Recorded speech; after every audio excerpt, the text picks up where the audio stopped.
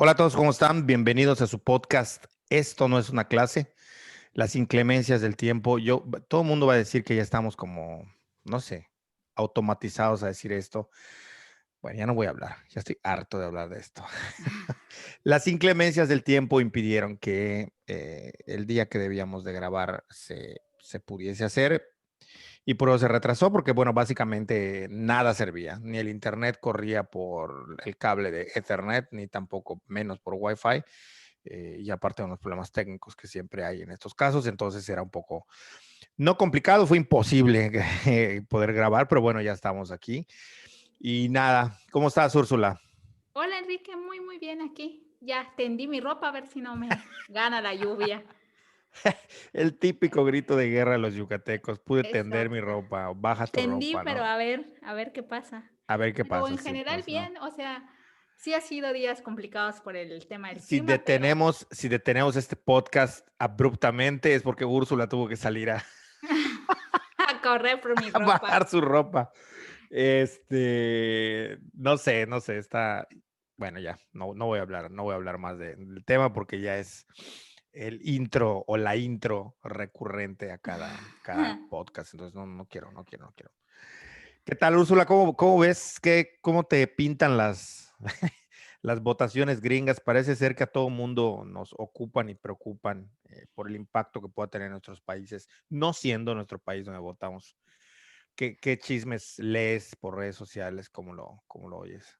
Pues justo estaba viendo que ya la diferencia entre Trump y su contrincante es muy poquitita. O sea, en cualquier momento Trump lo alcanza o lo rebasa. Sí, Está cañón. O sea, yo veía hace un año complicado que Trump se reelija, pero ahorita, o sea, sí, creo que de nuevo va a sorprender. Trump ha sido el presidente de la sorpresa. O sea, llegó a la presidencia sorprendentemente y parece que se va a reelegir sorprendentemente. Entonces creo que nos está diciendo mucho más de lo que hemos querido ver y está diciendo más de la sociedad norteamericana, evidentemente. sí, y hay que, por mucho que estemos desde lejos, insisto, no es nuestro país, pero Estados Unidos, la decisión que toma impacta en el mundo. Yo creo que él ha sabido jugar muy bien las cartas de la política actual, en el sentido de lo mediático, del show, del espectáculo. Las ha sabido mover muy bien y me parece que Biden las ha jugado muy mal. Eh, Aún así, me parece que sí, que pues va a ganar.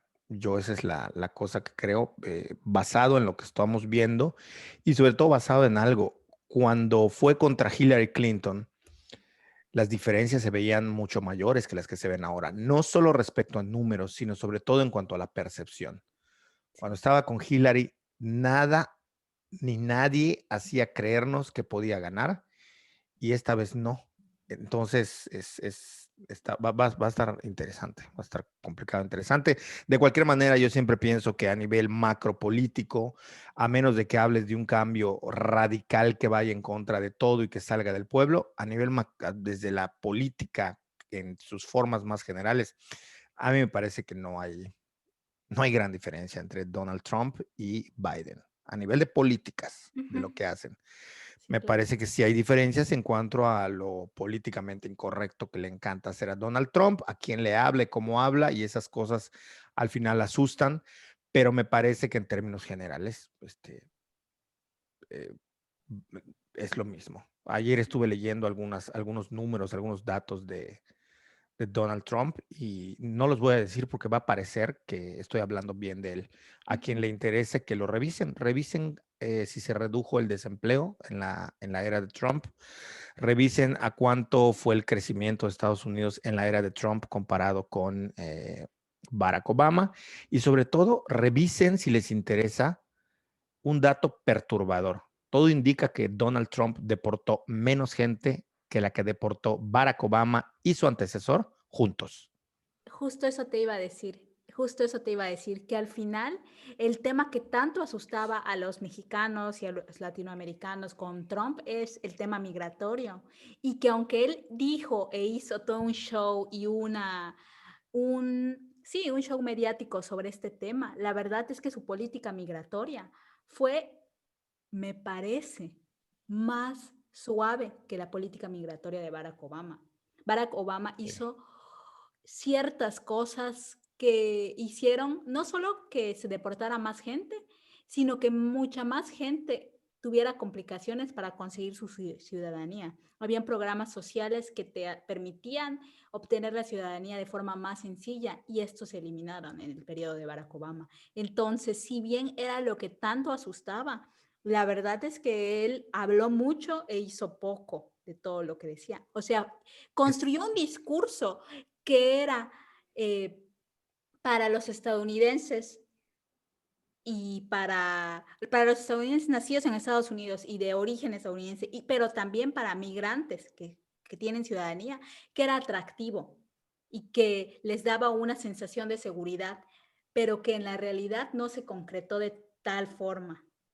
sí, un poco lo que hace el presidente de México, ¿no? Yo estoy sentado esperando y lo voy a esperar con alegría el momento en el que prohíban de manera legal, jurídica y de manera punitiva a quienes siembren maíz transgénico, porque es lo que él dijo que iba a hacer.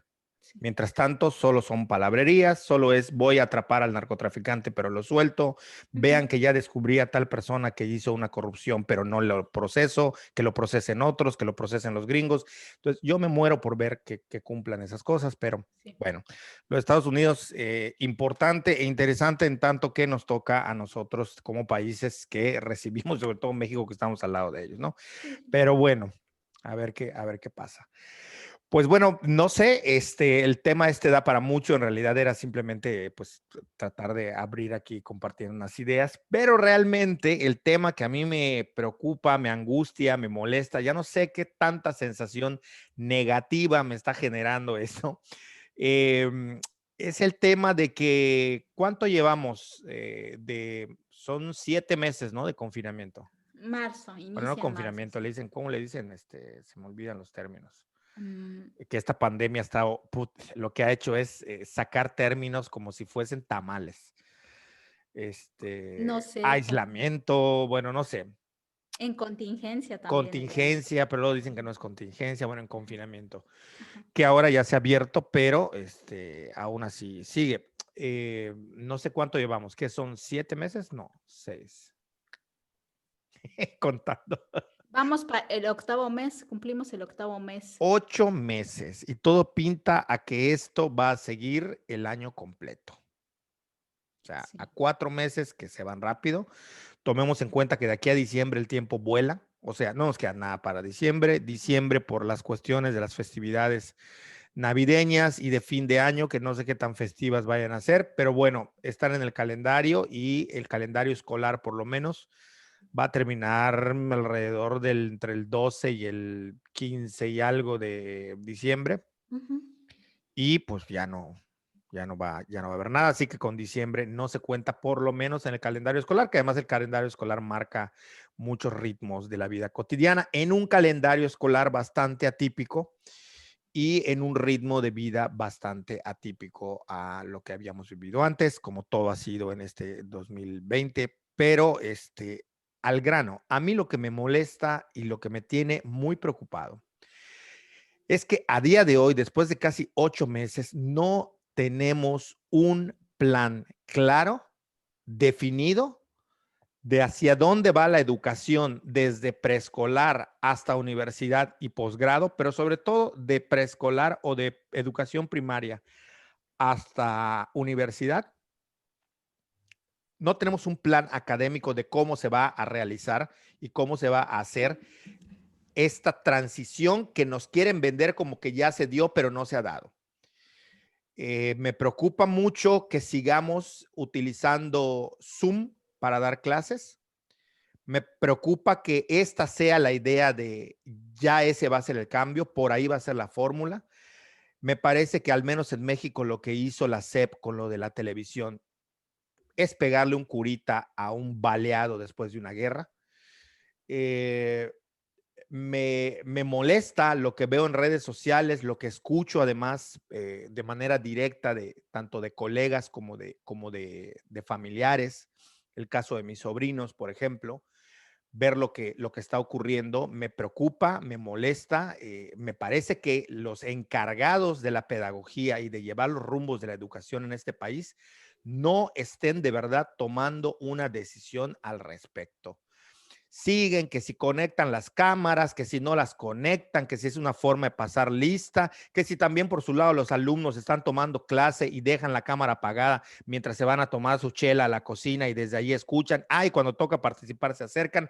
Es decir, no está funcionando ni para los alumnos ni para los profesores y no creo que vaya a funcionar tal como se está planteando con esta idea de vamos a llevar el programa o el plan de estudios tal cual como. Eso es lo que me preocupa y eso no debe de preocupar. El plan de estudios lo tuvieron que haber tirado a la basura hace meses. Se entiende que cuando surgió lo de la pandemia y escóndanse todos y guárdense y pónganle una tranca a la puerta de su casa porque el virus está fuera, se entiende que se haya tomado Zoom como un paliativo, como un asunto remedial, pero después de 8 meses, después de 2 semestres, vamos para un tercer semestre, seguir pensando que las estructuras académicas y las currículas deben seguir como están sin moverse, pero lo único que cambia es que nos pasamos a Zoom, me parece que sigue siendo un absurdo y un desacierto en todos los sentidos, desde la vida cotidiana, desde la vida de los muchachos estudiando en su casa, desde los profesores dando clases en su casa o en un parque, hasta los padres que tienen que bregar con todas estas cosas,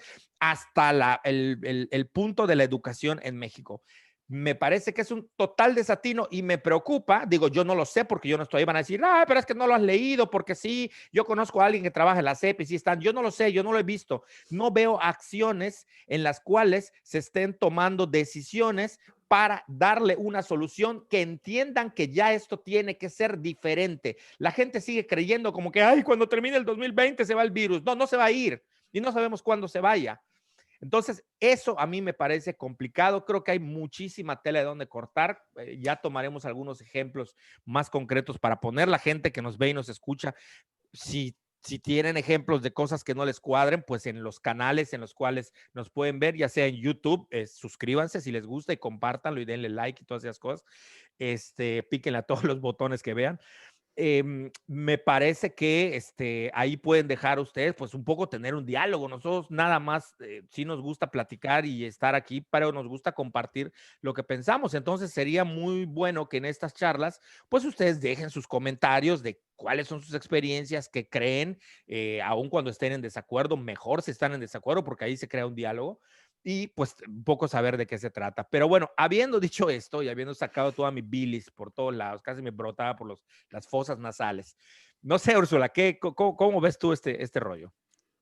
Bueno, yo comparto contigo tu opinión acerca del panorama de la educación en México, sobre todo, de nuevo, la educación básica y media superior. ¿Y por qué me enfoco en la educación básica y media superior? Porque justamente es la educación que está centralizada, ¿no? Es la que la SEP, digamos, comanda, porque ya a nivel universitario casi todas son autónomas y se rigen por sus propias reglamentaciones, lineamientos y todo esto. Pero a mí sí que me ha llamado la atención porque el tema de la contingencia sanitaria, para mí, y que además tengo la experiencia cercana de educadores, porque pues al final mi familia completa, prácticamente todos son educadores y se dedican a la formación en todos los niveles, desde preescolar, primaria, secundaria y a nivel universitario. Entonces, digamos que yo estoy eh, muy cercana, al menos a docentes. Y me parece, te digo, que la contingencia ha mostrado dos grandes errores, no sé si llamar errores, pero sí dos grandes fallas de la educación en México en ese sentido. El primero es que se supone que desde al menos la primera década de los 2000 y por lo tanto en esta, se transitó de un método tradicional o de, exacto, de un método tradicional donde se entendía la educación como prácticamente responsabilidad del profesor, que el profesor era quien enseñaba, quien brindaba los conocimientos a los alumnos y se veía a los alumnos como receptores. Y por eso muchos de nosotros nos tocó aprendernos de memoria.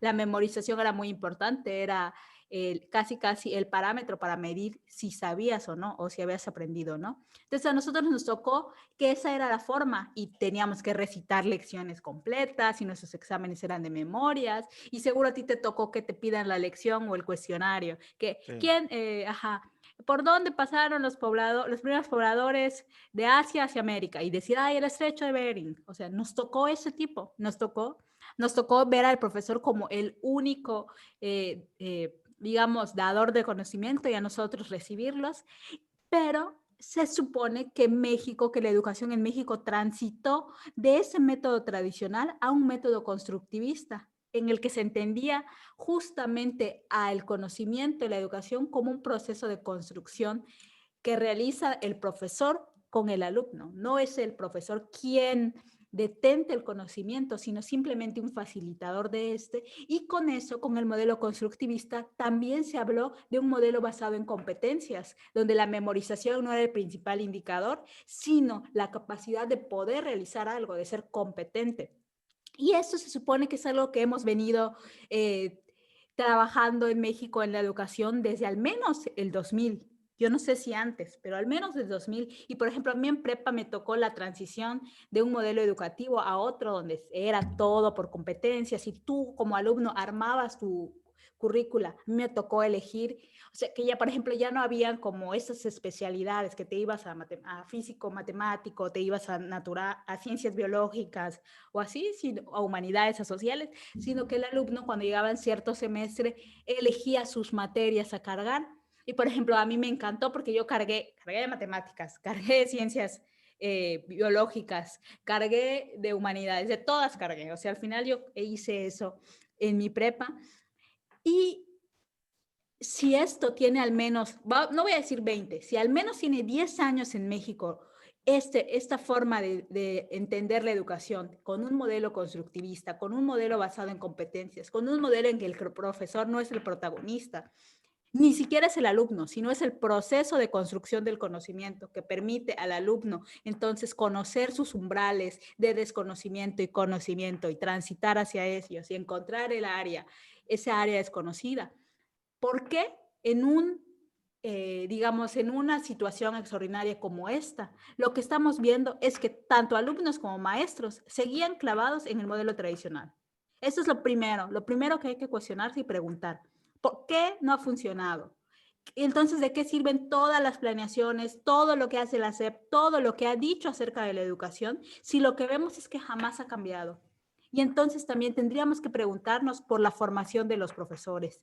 ¿Cómo los están formando? ¿Qué están haciendo? ¿Cuál es el modelo que están siguiendo para formar a profesores que después forman a millones de mexicanos? Porque si esto hubiera sido así, si en realidad hubiéramos estado asistiendo a una educación constructivista con un modelo basado en competencias, el día de hoy no estaríamos teniendo todos los golpes que estamos teniendo con la educación. No tendríamos a niños súper frustrados que no saben, no, a niños, a jóvenes y hasta adultos que no saben cómo aprender sin la guía así omnipotente de un profesor. Esa es Sí, la primera cosa a cuestionar. Y la segunda, que también a mí me preocupa, justamente son los métodos y las herramientas a través de las cuales se quiere seguir entendiendo la educación en México. Y ya con esto. sí, a ver, hay varios conceptos que ahí se tienen que poner a discutir, ¿no? Pero insisto, es que esto no es trabajo de nosotros, debe ser trabajo de los pedagogos y no lo están haciendo. Como tú dices, hubo un cambio en el 2000, pero de forma. En el fondo se seguía llevando de la misma manera tradicional y nunca cambió, nunca se modificó. Entonces, ¿de qué estamos hablando? O sea, ¿hacia dónde va el tema de la educación? Por lo menos en México, que es de lo que podemos hablar. De acuerdo también contigo en el tema del profesor como este único ser y única fuente sobre la cual adquirir el conocimiento. Y me parece que ahí también hay varias cosas a discutir y que yo siempre lo he puesto y me he peleado en términos de pedagogía que tiene que ver con todas estas fórmulas de enseñanza para hacer que un conocimiento le llegue a un alumno. Entonces, esta idea me parece que está equivocada y que está malentendida porque no ocurre así. Los alumnos y los profesores tienen que ser conscientes de esto. No sé qué tanto se discuta, insisto, yo no soy educador de educación primaria ni secundaria, sino de educación superior. Y pues bueno, las discusiones cuando se habla de materias y eso van muy por otro lado. Pero sí me parece que esta idea súper equivocada de que el profesor con sus herramientas pedagógicas, pego stickers, pego cartulinas, pongo dibujitos, hago dinámicas, agárrense todos de las manos como canción ¿cómo se llama este? Del Puma, ¿no? No me acuerdo cómo se llama su nombre, de José Luis, no sé qué cosa, el Puma. Agárrense de las manos, cantaba. Bueno, algo así, perdón por el chiste malo. No sé, como salten y ahora vamos a reflexionar, o sea, esas herramientas pedagógicas que si bien sirven para ayudar a que el alumno entre en un contexto de aprendizaje en el cual se facilite, la verdad es que no se puede seguir creyendo y esperando como hasta la fecha la mayoría de alumnos de nivel medio y medio superior creen que el maestro es el encargado de pararse y de depositar el mismo conocimiento en los 30 o 40 alumnos que tiene enfrente. Llevo ya una buena cantidad de años dando clase como para darme cuenta que tú le puedes dar el mismo contenido a 30 alumnos y de esos 30 alumnos, 10 salen regular, 5 salen un poquito arriba de lo regular y 3 salen excelentes. No puede ser posible entonces que la culpa sea del profesor. Cuando a mí me dicen, no, es que el profesor es muy malo y a mí me saltan con que 5 alumnos, de acuerdo al criterio del profesor y de acuerdo al criterio de los mismos 5 alumnos, la clase fue de excelencia. Entonces, esta idea de que es que viene alguien y es su responsabilidad ponerme aquí, abrirme la cabeza y ponerme un chip que tenga el conocimiento de su materia, eso es equivocado. Hay maestros que se esfuerzan más, hay unos que quizás menos, hay unos que llevan diapositivas, hay otros que no llevan diapositivas, pero ¿cuál es el balance después de eso? Y me parece que lo que sigue primando es la idea de que si aprendí, fue porque yo le eché ganas. Si no aprendí, es porque el profesor era malo, ¿no? Entonces, ese modelo ya te explica que ahí hay un fallo y hay un problema grave, es decir, no se estimula la gestión autodidacta, pero tampoco los alumnos, por muy jóvenes que sean, están entendiendo, siguen dependiendo de no solamente el profesor, sino de la institución, de la estructura de la escuela física. Yo lo veo y puedo hablar por la gente que tengo cercana, sobrinos, parientes, que constantemente se quejan y yo decía, antes de la pandemia, odiaban ir a la escuela. Y ahora resulta que, ay, cómo extraño ir y ver a mis compañeros. Bueno, no entendemos bien por dónde van esas cosas, pero lo que sí sabemos es que tienen en la cabeza esta idea de que siempre, a pesar de que yo demande autonomía, individualismo, formas de aprendizaje a mi ritmo y a mi modo, que no me presionen, que no me molesten, que no me toquen, al final de cuentas, siempre van a dejar que recaiga la presión y la responsabilidad sobre las instituciones. Estoy de acuerdo en que las instituciones, si son educativas, hombre, algo tienen que tener de responsabilidad y mucho, pero me parece que ese tipo de responsabilidad tiene que cambiar, que los maestros, pues muy romántica la idea del apostolado, de que van a un lugar y enseñan y dan su vida por el alumno, que no estuvo mal, que funcionó durante mucho tiempo, hoy en día, tal cual estamos viviendo, con la tecnología que tenemos enfrente, que ya nos rebasó hace mucho tiempo, tenemos que entender que se necesita modificar hacia otras fórmulas en donde, como tú mencionabas, pero yo diría de manera más radical, el profesor y el maestro deje de ser el protagonista. Tiene que pasar a ser pues un mentor, un coach, como le quieran decir, que es una palabra muy odiada, un guía tiene que ser alguien que ayude a alcanzar cierto tipo de conocimientos y que los planes de estudio tienen ya que modificarse hacia dónde va la sociedad, hacia dónde va la economía e implica un análisis sociocultural de gran calado y no nada más fijarse en qué puntitos del programa puedo saltar. ¿Qué va a aprender a multiplicar? Va a aprender a dividir y entonces después de qué más va a aprender? Ahora va a aprender eso. Eso ya Ya, esto lo puedes encontrar en internet y la gente tiene que aprender a que, no estoy diciendo que esto se solucione con Google nada más, ¿eh? Tampoco se me malentiende. Estoy diciendo que los paradigmas, las estructuras, los cambios y los planes de estudio tienen que ser otros ya. Esto ya se venía sintiendo, pero la pandemia vino a acelerar esto que debió haberse modificado hace mucho tiempo. Creo que no nada más es un problema de México, es un problema de muchos países, por no decir que mundial, pero urge que se componga ya. Y sobre lo que tú decías, a mí me quedan como dos cosas por decir de este momento. La primera es que, si bien, o sea, todo esto que dices, al final se muestra de manera más cruda en estas ideas de las clases en línea, porque se expone directamente este método tradicional de enseñanza y de cómo se concibe el conocimiento y el aprendizaje. Entonces es algo que, si bien todos sabíamos, si bien muchos considerábamos hasta cierto punto reprobable, y que hasta los padres de familia en el discurso lo consideraban reprobable, pero en la práctica les gustaba y les embonaba perfecto.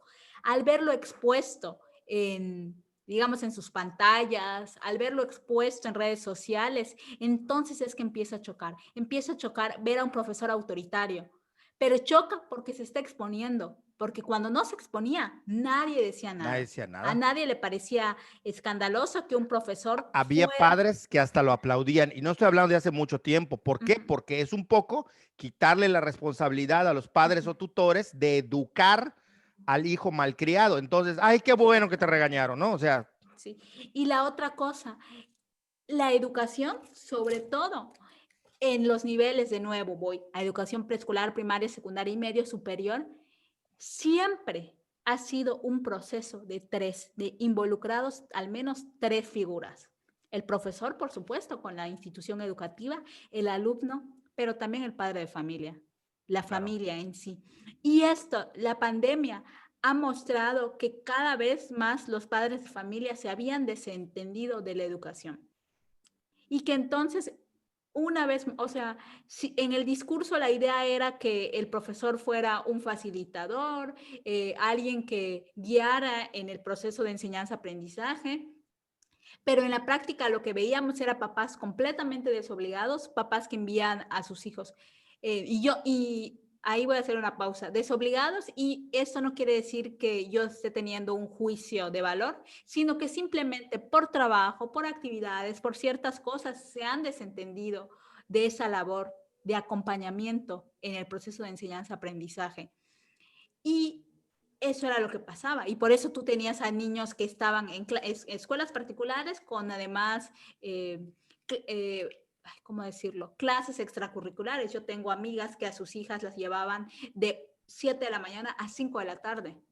Y entonces se desentienden por completo. Cuando llegaban a casa los niños ya habían hecho sus tareas porque les pagaban el club para que hagan o sea, salían de su escuela a las 12, luego estaban en taekwondo y luego estaban en el club de tareas, y cuando llegaban a las 5, la mamá ya no tenía que hacer, ni el papá, nada. La niña ya estaba lista, sin ninguna preocupación por este proceso de enseñanza-aprendizaje. Y con la pandemia lo que ha pasado es que los padres de familia se han tenido que responsabilizar de esa parte del proceso, y eso es algo que no les ha gustado.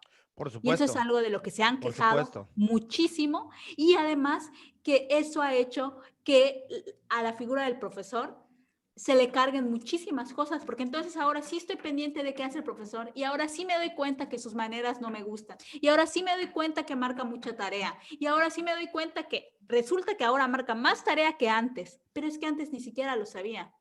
Entonces, esta también creo que ha sido una de las cosas que se han mostrado, que digamos, esta exposición de las maneras y las formas en las que se Todo, concibe la todo ha educación. fallado, ¿eh? Todo ha fallado.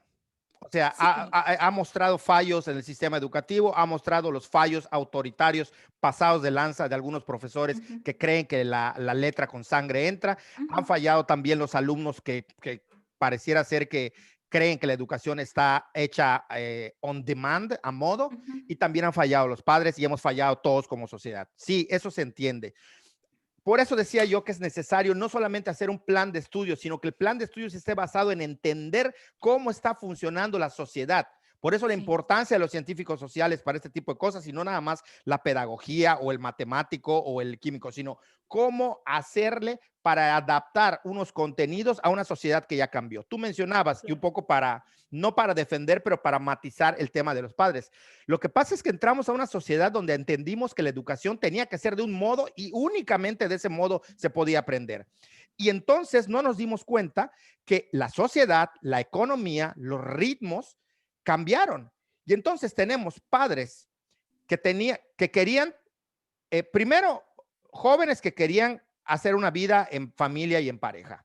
Ujú. Después, que también se quieren desarrollar profesionalmente. Después, que quieren ser exitosos en su profesión. Después, que además quieren percibir más, todos a ganar dinero para tener una vida mejor. Pero también quieren tener hijos educados, estudiosos y que sean autónomos. No se puede, señores.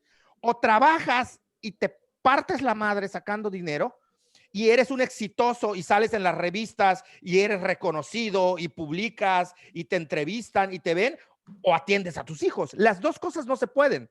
Y no Sí. entendimos que eso ya no estaba funcionando, que efectivamente las demandas económicas y sociales de esta sociedad empujan cada vez más a que los padres necesiten tener una profesionalización, trabajar, tener una carrera exitosa, pero no puedes tú controlarlo todo.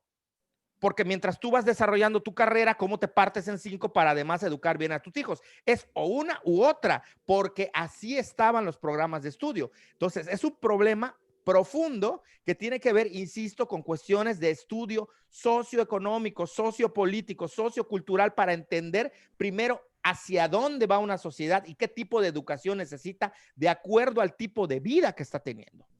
Entonces, me parece que ese ha sido el gran problema. No es que el problema sea de los padres que sean unos egoístas o que nada más Y piensen por que eso dije que sin juicios de valor, porque sí, no, entiendo por que eso dije, estoy ujú, matizando, apoyo lo que tú dices porque es evidente. A ver, por Dios, que no nos demos cuenta. A ver, hace unas semanas tú me pasaste por WhatsApp una captura de pantalla de un grupo de Facebook que se estaba quejando porque los padres de forma, no sé si ilegal sea, pero de forma clandestina, se habían puesto de acuerdo con sus profesores de preescolar para llevar a sus niños. O sea, saltándose las normas, se estaban denunciando en nuestros grupos de Facebook que había padres que se ponían de acuerdo con los dueños de las escuelas para llevar a sus hijos a escondidas, para que nadie se dé cuenta. Y esto me parece lamentable en todos los sentidos y muestra lo mal que está la cosa. No sé si esto fue cierto.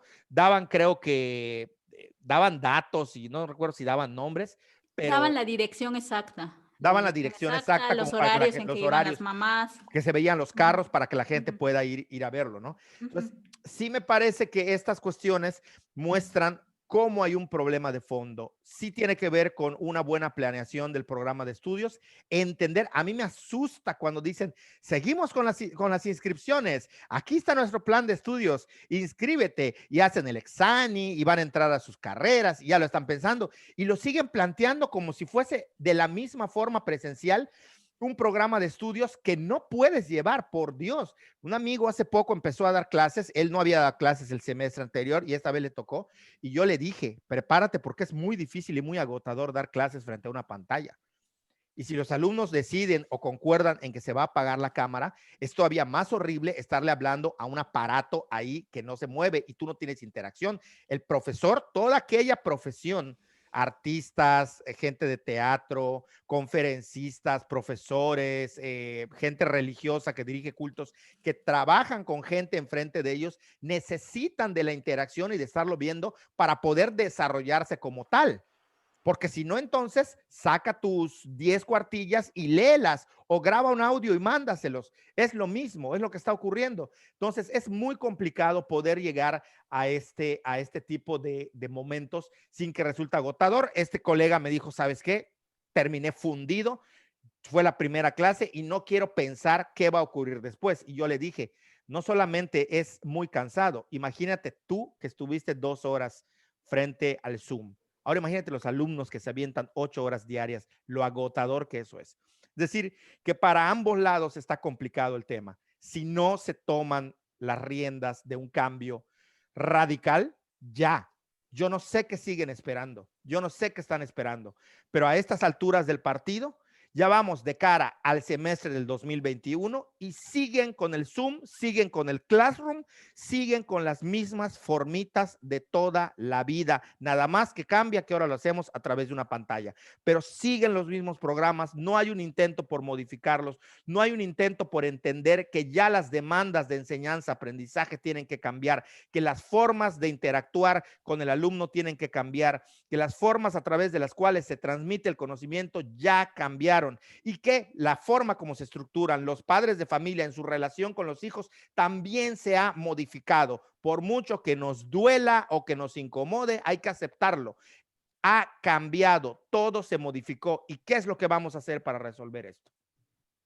Claro, y es que, por ejemplo, a mí no sé cómo decirlo, me inquieta un poco que no hay como que en el sistema educativo, y al final creo que eso es sintomático de lo que pasa en la sociedad mexicana y en general en el mundo, no tenemos claro aún que esto es un cambio radical, o sea, que no es algo momentáneo, es algo que llegó y Sí, vamos a tener que enfrentar. Y entre las cosas que hay que enfrentar y que son súper importantes es el tema de la educación. Y México teniendo un sistema tan sólido educativo, porque la verdad hay que decirlo, el sistema educativo mexicano es muy sólido. es sólido, es sólido. Eh, Lo critican el mucho, pero es sólido sí, y había rendido muy buenos frutos durante décadas y décadas. Ahí sí que exacto. Y me parece que ahora están como anquilosados en que esto no se modifique, porque funcionaba, pero el tema es que funcionaba, ya no sí, ya está no. funcionando. Hace, sí, hace por lo menos 2 décadas que ya dejó de funcionar por completo. Exacto. Y por ejemplo, te encuentras que hay jóvenes, que hay niños que entienden la manera de construir su conocimiento de otra forma y que se encuentran muchísimas trabas. Siempre,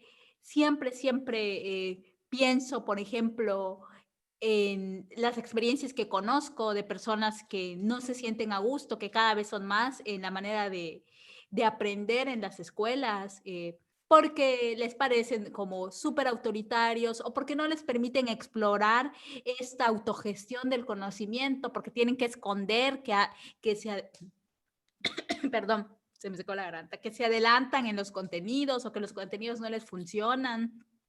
Entonces ya hay como señales de esto y ya creo que contamos con las herramientas para poder que sean, digamos, en ese sentido, los alumnos los protagonistas y en vez de estarnos sometiendo a reuniones de Zoom de horas y horas y horas, podríamos estar transitando hacia una educación en la que brindáramos herramientas para que sea el propio alumno que construyera el conocimiento, entendiendo también que esto no va a ser un cambio sencillo o suave, va a ser un cambio en el que vamos a ver a muchísimos niños, a muchísimos jóvenes quedándose rezagados.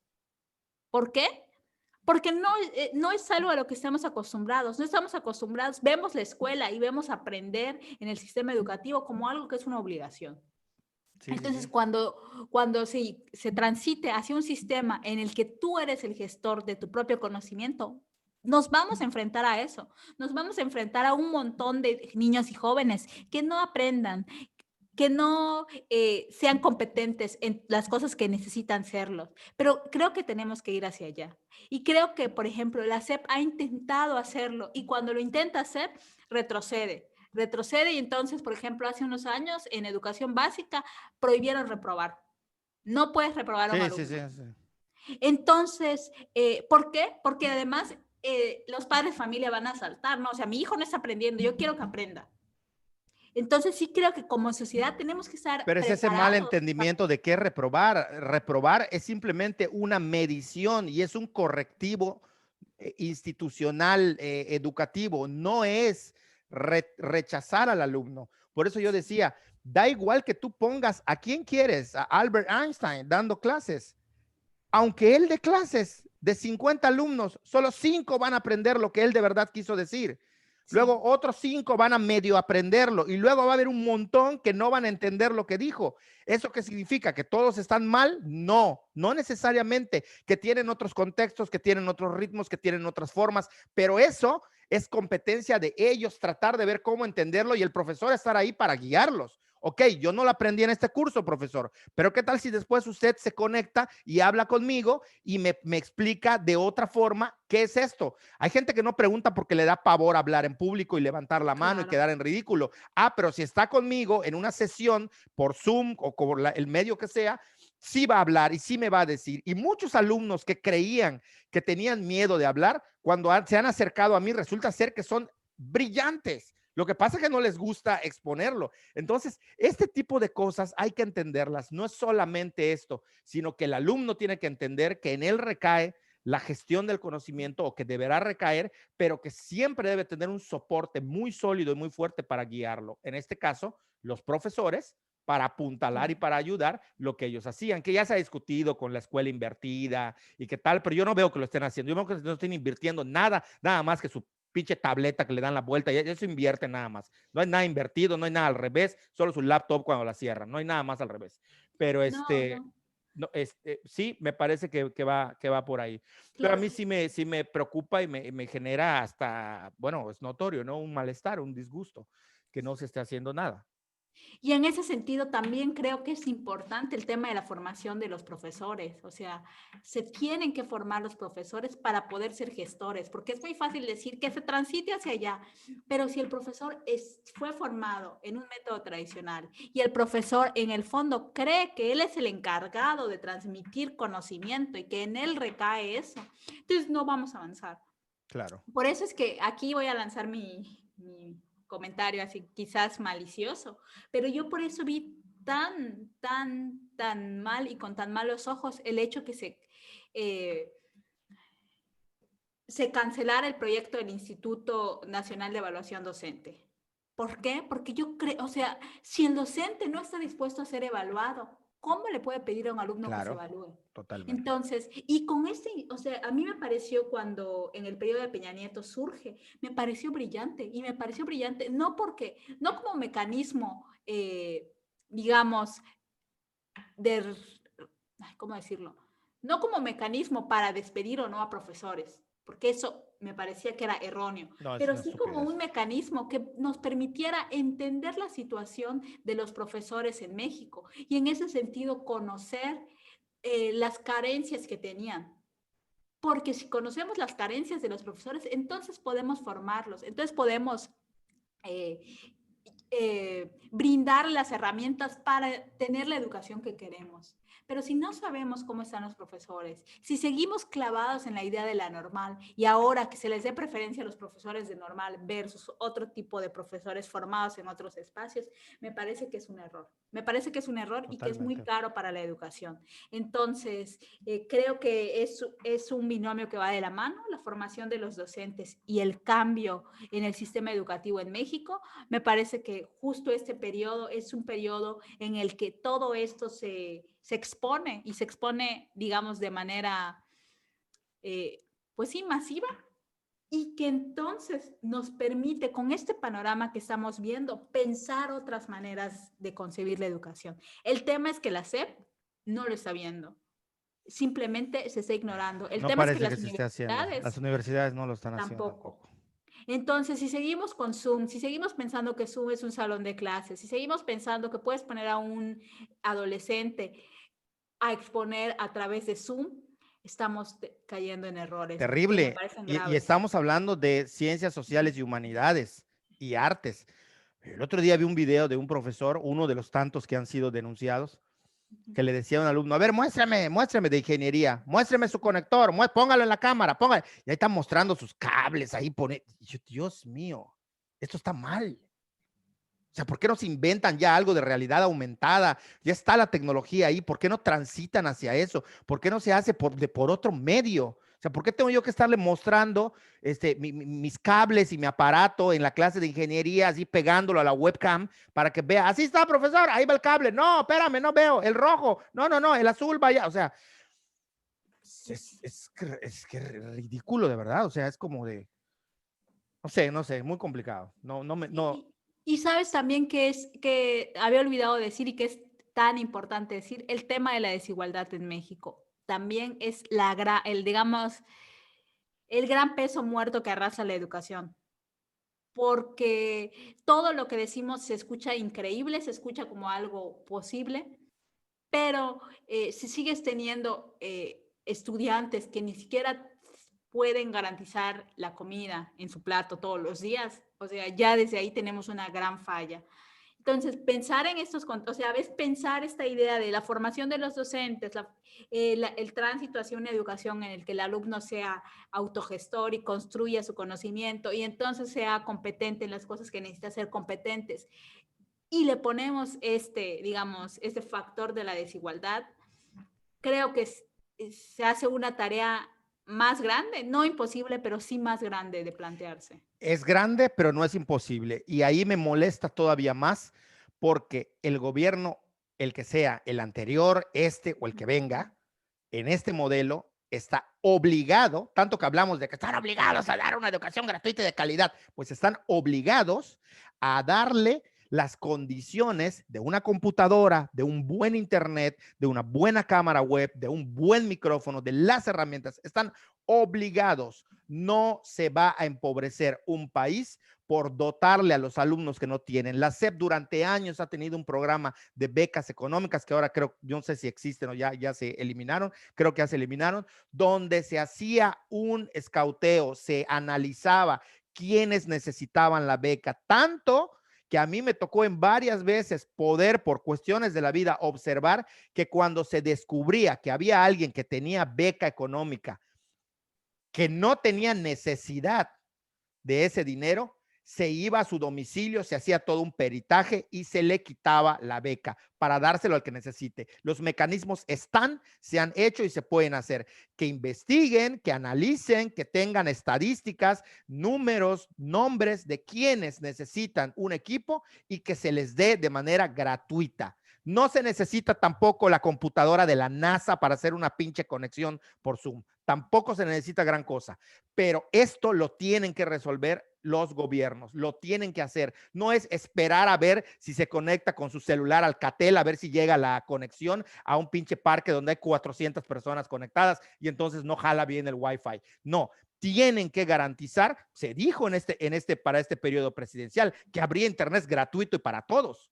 No sé cómo vaya ese tema, pero tiene que darse internet y computadoras a todos. Es la realidad de hoy. No es tecnofilia. O sea, no es que, ay, a mí me encanta la tecnología y estar ahí metido con mi celular y redes sociales. Es una necesidad básica. Yo me fui de espaldas cuando vi que empezaron a pedir lista de útiles escolares. Yo, ¿pero qué útiles escolares me hablan? ¿De qué pinches útiles escolares me hablan? Ahora resulta que en plena pandemia, conectados todos a Zoom, tengo que hacer mi pinche cola allá a Walmart, a Office Depot o a Fara, donde venden la papelería, a pedir mis 500 hojas en blanco, 40 cuadernos cuadriculados, uno de raya chica, uno de raya. ¿Qué diablos es eso? O sea, ¿de qué Sí, te estamos digo, hablando? es una locura. Cuando empezó el tema de la reactivación económica y todo eso aquí en Yucatán, coincidió con que iba a ser el inicio a clases, el regreso a clases, y que salió Esteban Moctezuma a decir que iban a declarar a las papelerías e imprentas esenciales. Yo me quedé igual de espaldas. Dije, ¿qué? O sea, ¿por qué son esenciales? Porque tienes que ir a comprar un montón de plumas y cuadernos y hacen forrar. O sea, las escuelas hicieron que forres igual, como si no hubiera pandemia, que además ya era absurdo forrar tus cuadernos del mismo color y todo eso. Una idiotez, una idiotez. Entendía que se hacía, sobre todo en las públicas, como para que no se vieran las marcas de los cuadernos. Pero después ya empezaron a pedir que sea Son norma peluches. ¿Es en serio eso que me dices? Que Sí, o sea, forraban para que no se vea la marca. Ay, es fresa. Se compró la una idea chida. detrás de eso es uniformar a los alumnos. La idea en mi época era para que no se te jodan los libros, para que no se mojen, para que no les pase nada. Esa era la idea. Sí, pero era con el plastiquito. Cuando a mí me tocó que forrabas todos tus cuadernos del mismo color y el plastiquito. Y un poco la idea Puta detrás madre, era qué esta, pinche socialismo tenemos, ¿no? Todos que iguales, todos igualitarios. ¿Cómo? Forren sus libros del mismo color. exacto. Pero da igual, porque, o sea, forras tus cuadernos del mismo color, pero unos llevan sus Prismacolor de 48 y otros llevan sus Claro. Mapita La de niña de 12 los piezas plumones, por... la niña de los plumones. Exacto. Tú eras la niña de los plumones. Sacabas sus Siempre. 400 plumones. ¿Qué color quieres? No, ¡Fum! yo en primaria sacaba mis Prismacolor de 48 y era tan pesada que si me pedían uno prestado y tardaban en devolvérmelo, iba a pedirlo. Yo siempre Yo te lo no he dicho, perdí un solo color. yo creo que si tú y yo coincidíamos en la primaria, nos íbamos a caer muy mal. O sea, Sí, sí, sí. Cuidaba mucho mis yo, útiles y yo todo eso. odiaba a la niña de los plumones, así como esta que se cree, yo solamente traigo una pluma hasta la fecha, ¿eh? Ya ves, ni pluma llevo, pero bueno, sí, algo que ibas a decir. Ay, no, no, ya era eso. Y ya empezamos Sí, con el relajo. ya, pues sí, si no Ahí nos está, muestro uno de amargamos. mis lápices, mira. Ahí está, Tiene mira, un mira, mira. osito. A los que nos pueden ver, tiene un maravilloso lápiz con, pues no sé qué es borrador o qué es eso. Es un osito, se Pero le el pone osito es arriba. adorno, no es borrador, ¿no? Exacto, Ah, ya. exacto. Ya Y luce toda tu colección, ya todo es que ahorita lo metí en botes, o sea, para que ya no tus ocupen tanto. estabilo. Mira, mis Ay, cintas. Dios mío, tú eres la papelería andando. Exacto. No Y eres la ahorita niña les de los muestro. plumones, eres la papelería andando. Aquí está el Eres bote. sucursal de Fara, Y mira. sucursal de Office Depot. No, no, demasiado para No, mí. y tengo otro así Demasiado y para tengo mí. Yo 6 yo veo estuches. eso y me da ansiedad. O sea, Ujú. toma, agarra el que quieras y me entra ansiedad. O sea, no puedo. No, y tengo mucho más, o sea, tengo acá abajo un montón de estuches llenos, tengo otro bote así, este es otro, mira, ¿sí? Y aquí igual, voy a sacar mis USBs. Dios mío, este podcast dejó de ser esto no es una clase y se volvió Art Attack. Exacto, ya, voy a Art parar. Attack. No, está bien. Nada, yo mira, lo dejaría hasta aquí. A mí me parece que urge, hagan lo que tengan que hacer. No sé qué van a hacer, pero por favor háganlo ya, señores de la SEP, señores universitarios. Tiene que haber un plan y que lo presenten con bombos y platillos, por favor, que sea así, que todos nos enteremos, que no nada más lo sepa el alumno cuando llega a la clase. Ni los alumnos aguantan ya Zoom, pero tampoco los maestros están aguantando ya estas fórmulas. Entonces, si no es bueno para nadie, tiene que acabar. Tiene que Claro, acabar y tiene que buscarse formas en las cuales se resuelva. Lanzamos cohetes a la luna, inventamos cosas cada vez más increíbles en un aparatito del tamaño de la uña meñique de la mano, cabe toneladas y bueno, no toneladas, porque no es la métrica, pero terabytes y terabytes. No puede ser posible que no seamos capaces de darle un giro a las formas de plantear la educación en un país y que ya se tenía que haber hecho. Yo nada más eso, en parte estos podcasts nos sirven de desahogo, pero si decimos algo que a la gente le sirva, que se inscriban, a tu clase. que estoy en el modo escolar, Ajá, que se suscriban al canal, que le den compartir, que le den like, porque pues de esa manera podemos interactuar y que nos comenten. Tenemos nuestras redes sociales, yo soy @javoe en Twitter. ¿Tú eres qué? @pecoreando, no. no, ni siquiera me sé cómo es mi Twitter, déjame te digo. Bueno, tu Instagram, lo que más utilices. Mi Instagram es Pecoreando-miel. @vayabien, Pecoreando-miel. @pecoreando_miel. Eso es en Twitter, ¿no? Eso es en Instagram. En Twitter Instagram, es @ursumarmo. Está difícil. @ursumarmo, Como marmota. marmoleado. Como el Exacto. cheesecake marmoleado que ya no lo veo por Ay, ningún lado, que ay, qué lo delicia. anhelo comer, pero pues no sé, yo hasta aquí lo dejaría. Si no tienes nada más, yo creo que pues, nos No, despedimos. no creo que dijimos todo lo que Bueno, no en el todo, pero momento sí lo que, pensábamos, ¿sí? sí. O sea, en el momento era todo lo que yo pensaba sobre Claro, él. claro, lo que da el podcast, porque tampoco vamos a estar acá 3 horas hablando de nuestras quejas. Pero a 8 meses de la pandemia, todavía no sabemos qué hacer con el sistema educativo. Hay que Y hacer con los algo niños ya. enloqueciendo y los adolescentes Todo enloqueciendo. mundo O sea, enloqueciendo, todo mundo está está cañón. enloqueciendo, padres, maestros, escuelas, alumnos, es un desastre.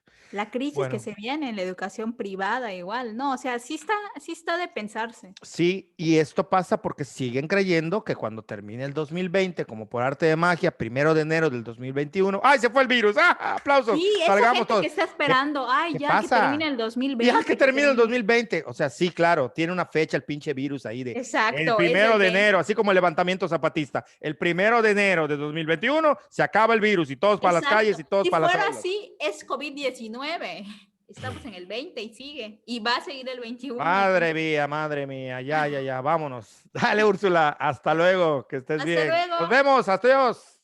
Dele like, share, compartan. Chao.